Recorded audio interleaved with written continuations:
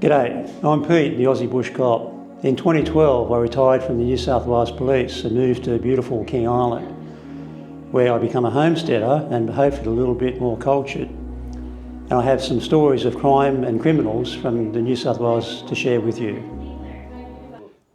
G'day everybody, thanks so much for joining me again. The story I have for you today is quite an extensive story, and so if you need a cup of tea, go and turn me off now and then go and get a cup of tea and come back.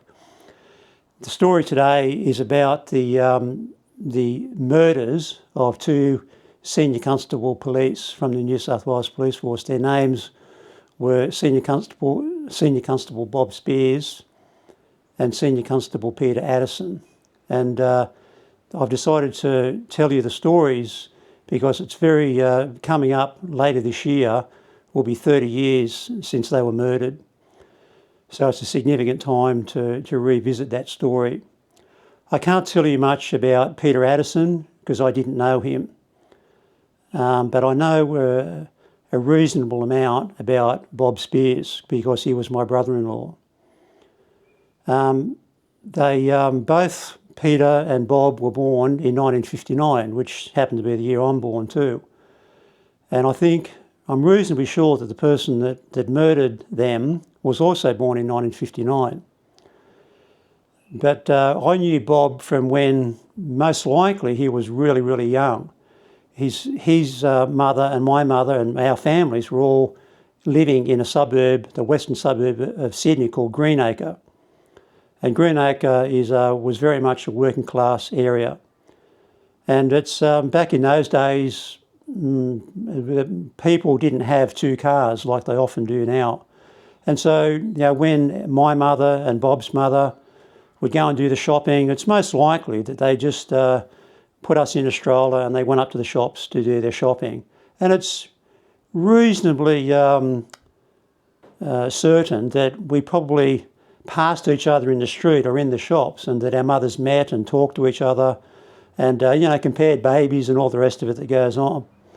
And then as we grew up, we went on with our lives and we became teenagers, and in that part of Sydney that meant that, sometimes you weren't living probably the best life you could possibly live.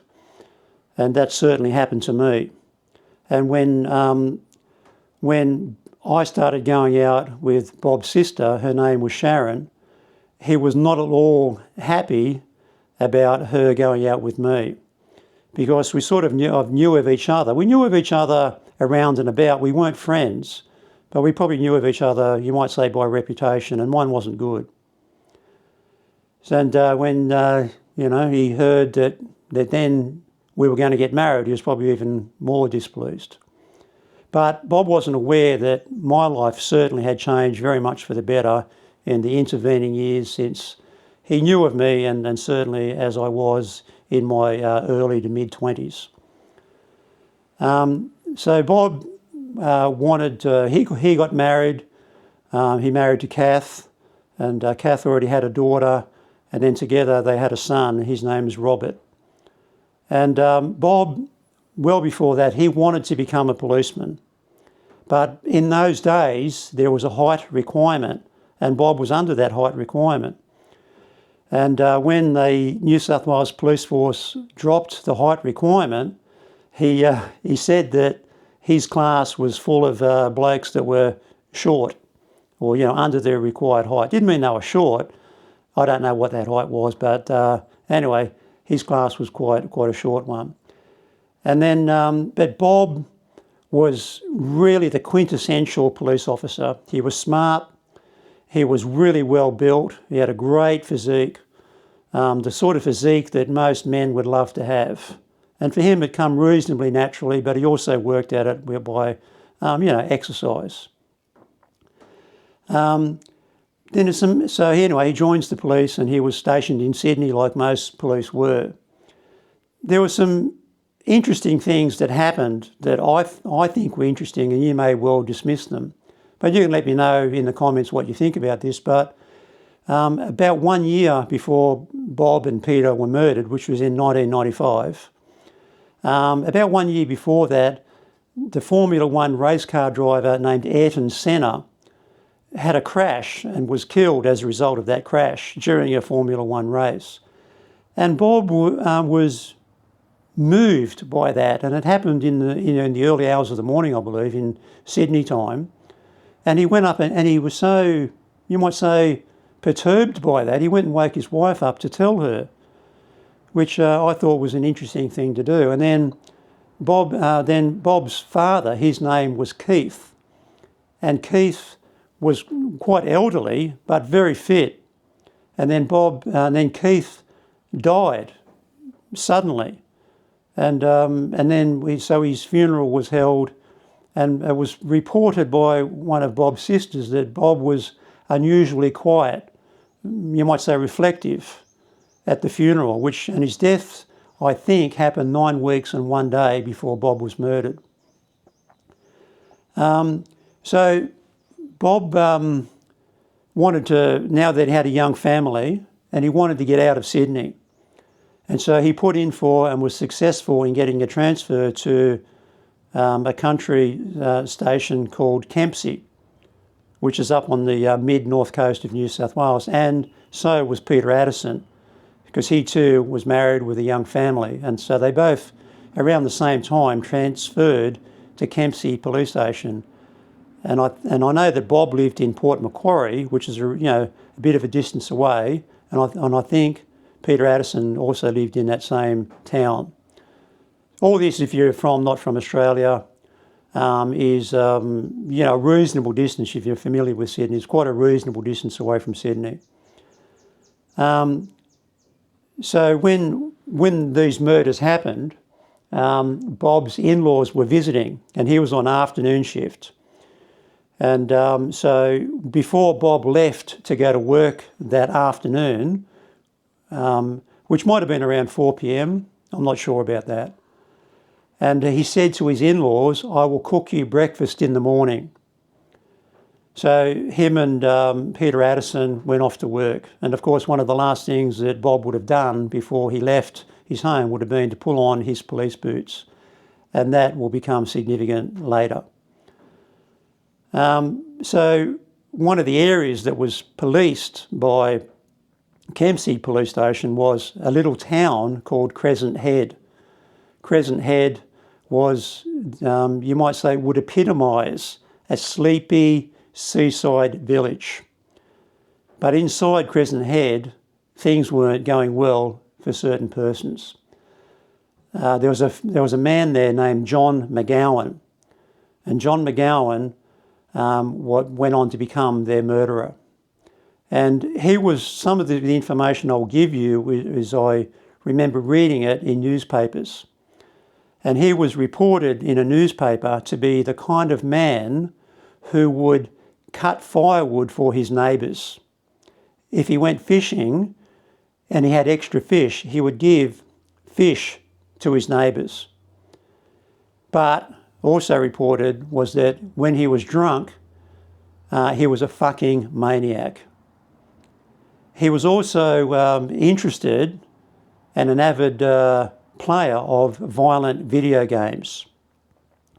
And perhaps the same person said that when they were in his home, they were looking out through the front window out onto the footpath, if someone walked past or perhaps even drove past, that John McGowan would hold up an imaginary firearm and shoot them. So John McGowan had a girlfriend, but that relationship soured, and John McGowan wasn't happy about it. And he went round to his former girlfriend's home and spray painted her car, to vandalise it. She became aware of that and suspected who'd done that, and she rang the police. And those two police that attended was Bob Spears and Peter Addison. So they attended where she was at, which was at a friend's home. They took some details from her, and then she nominated John McGowan as the suspect, and the police then drove around to McGowan's house. Now, I'm pretty sure that Crescent Head, being what it was a place that neither police had ever been before. And so they were very unfamiliar with it. And it was this happened in July. It happened on the 9th of July, and which in Australia is in the dead of winter. And it was a very dark night, apparently. Anyway, so they went round to McGowan's house, but McGowan was waiting. Some of the information I'll give you comes from the Coronial inquest, which went for 3 days, and my wife and I attended that inquest. Anyway, John McGowan was waiting for the arrival of police, and he had donned himself in Hessian like commandos do to soften his outline. And so when the police arrived, he and the police got out of their vehicle, he opened fire on them with a .223 semi-automatic centerfire rifle. And if you're not familiar with firearms, you probably would consider it to be a high-powered weapon. Certainly a very deadly weapon. Anyway, so in the meantime, his girlfriend had gone down to with her friends, gone down to the boat ramp to wash off, or to try and wash off the paint on her car before it set and become difficult to get rid of. And when they were down there, this came out of the inquest, that they heard the loud booming of McGowan's firearm as he discharged it. And what happened was that Bob got out of their car, and Bob, they came under fire, and Bob discharged his revolver twice before he was fatally wounded through the forehead. Then Peter Addison emptied his firearm trying to shoot McGowan, but was unsuccessful. He then retreated across the road because their portable radio, I'm not sure if they had portable radios on them, but it was well known that that area was a black spot for portable radio communication.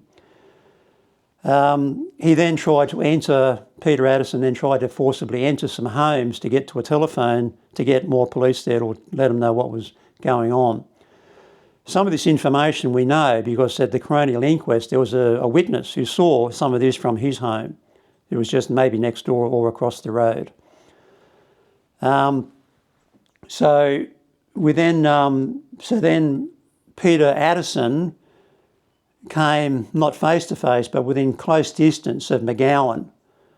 And what had happened is that Peter Addison had fired all the 6 rounds from his revolver. They then carried another 6 rounds on their belt in what was called a speed loader, but Peter fumbled those bullets and the bullets fell to the ground. So Peter Addison came, you might say, face to face with McGowan with an empty revolver, knowing it was empty. And he held out the revolver, in the position that you'd imagine when he's going to discharge it and shoot somebody, and ordered McGowan to put down his weapon. But McGowan simply fired a round which hit Peter in the chest and killed him instantly. Then McGowan went on a rampage. You might say, the rampage continued, just firing shots, randomly firing shots, and he even killed a neighbour's dog. So then part of what also come up from the inquest was that there was a highway patrol officer performing duties on the highway, not that far away, and he heard over his radio the words, maybe, I don't think he used the call sign that those police would have had on their vehicle, but he said, "Officer down." Now, officer down is not part of New South Wales police parlance. That's an Americanism. So the suggestion was at the inquest that was John McGowan that got on the radio, the radio in the truck, and with an attempt to call more police to the area with the intention of shooting them. And so then the information got out into to other police, and so police and other resources were dispatched to that area. Part of what then happened, and we know this from the inquest, is that there was Ambulance Officer Hill, and a plainclothes detective who were there, and they could see Bob's body. At the time, they didn't know that he was dead. They could see Bob's body laying on the ground. It was just on the roadway near the curb and gutter in front of a vehicle. And they commando crawled across that road to get to Bob's body. Now that's tremendous bravery right there, because they didn't know, and for all they knew, McGowan was still at large. So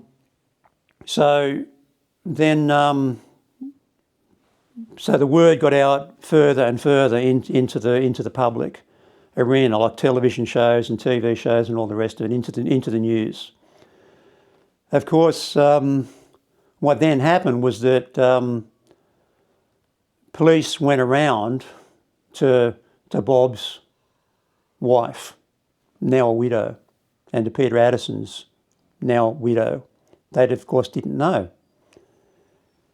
And so that's a pretty tough thing for police to have to do. And so one of the commissioned officers went round to Bob's home, and this was most likely well after they were expecting Bob to be home. And so they saw a police car pull up, a commissioned officer get out with a chaplain. And so they instinctively knew something was dreadfully wrong. And then what happened was that the next of kin, Bob's next of kin, was then informed, and further, his relatives and whatnot. And how that happened with my wife was that we had a phone call, and it was in the early hours of the Sunday morning, the 9th of July. It was in the early hours of the Sunday morning. And the phone rang, and my wife bounded out of bed to silence it. But she quickly came back and said, "It's Michael," who was one of her nephews. "He wants to talk to you."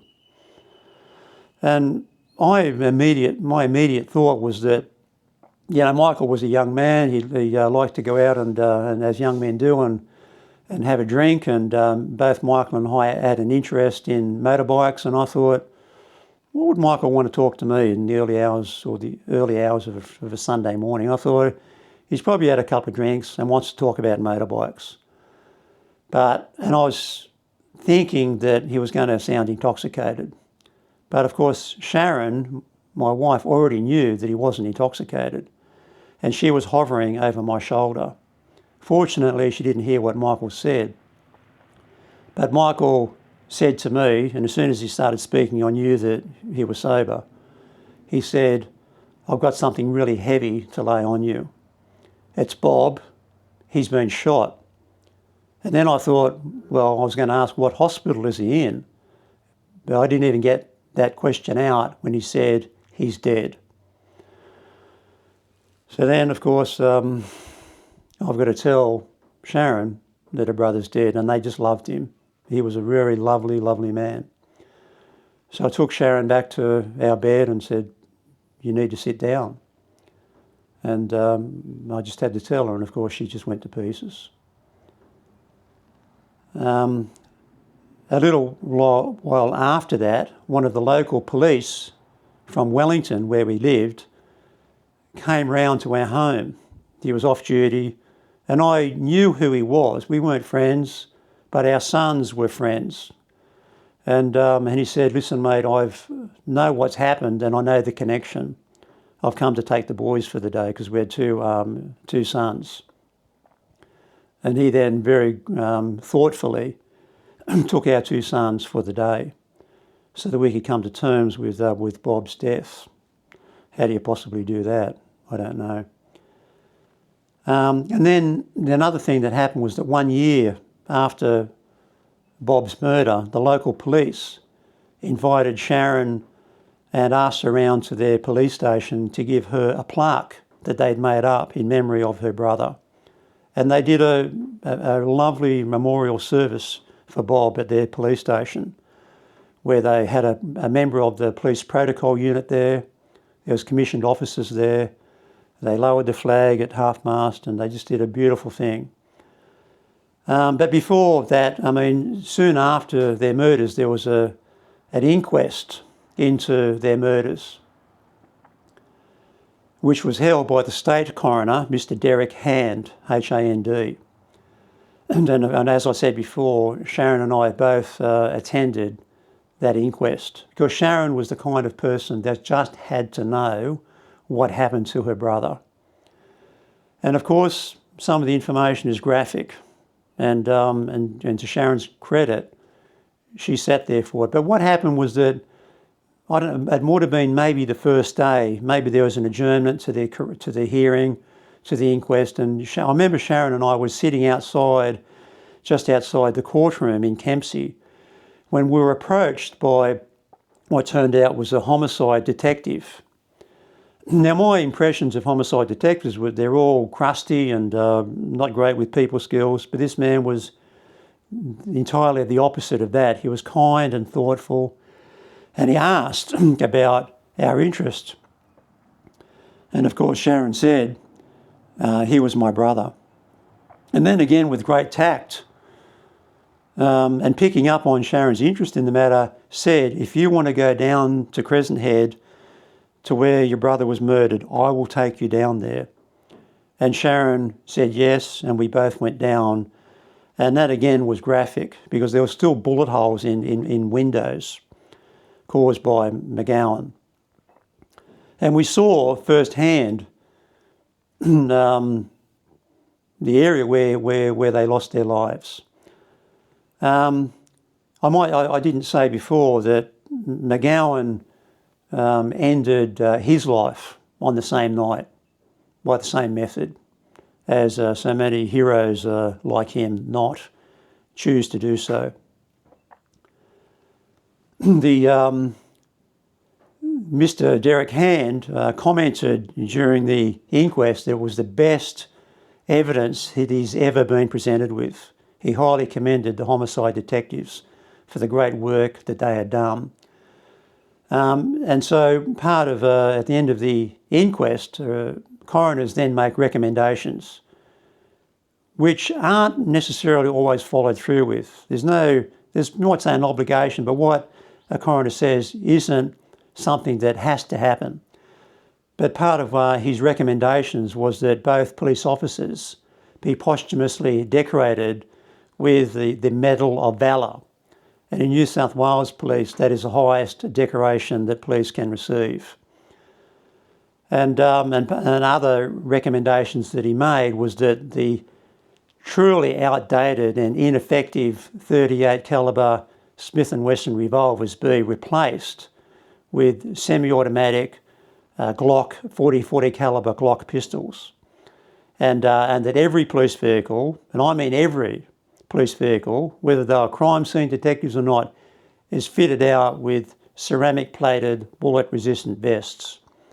And those two things happened. Just out of India, if you're really interested to know that the firearms that the police were then issued with, after a lot of thought and trials, they were fitted out with the 40 calibre Glock, which was exactly the same as what the FBI carries. And interestingly enough, those pistols in the New South Wales Police are in the process of being phased out and replaced with a new generation semi-automatic, I think a 9mm pistol. The other findings that Mr. Hand made was that McGowan had a fascination with violent video games, and that the police became, you might say, an integral part of his fantasy, because not only was he intoxicated with alcohol, he was also intoxicated with marijuana. Then none of this is not all in necessarily chronological order, but of course then the funerals were held. And I went along to the funeral with Sharon, to her brother's funeral, which was massive. I wouldn't venture to say how many people were there, but of course there was high-ranking police from all jurisdictions around Australia. There was officers from the ambulance service, from the fire brigade, even from the prison service. There was officers there as well, of course, with the all-important family and his friends. And my wife, being a next of kin, she rode in the cortege way up the front, just behind the hearse that carried Bob's body. And she told me later that when they went through intersections that were being, had police officers doing point duty, that when they went through and the hearse went through, that those police officers snapped to attention and saluted his casket. And Sharon also told me that there was a man walking along the street who was of mature age, and he knew, because this was a very, very public funeral, advertised, on mainstream media. Lots of people knew what was going on, and there was this man who saw the cortege, saw the hearse, and he too came to attention and saluted. Moving stuff. One of the things that was in when I mentioned about the mainstream media that was hard to watch, and it was there almost everywhere, was one of the photographs of the scene where Bob's body lay after it was grabbed by ambulance officer Hill, and I'm sorry I don't know the name of the detective, who grabbed his body and pulled it behind a vehicle so that they could examine him. And there was this photograph that was on all the newspapers of Bob's body laying there, covered in a sheet or a blanket, but what was exposed was his feet, his boots. Like I mentioned earlier, police boots are very symbolic things. Unless you put on the boots of a policeman, you've really got no idea what police go through.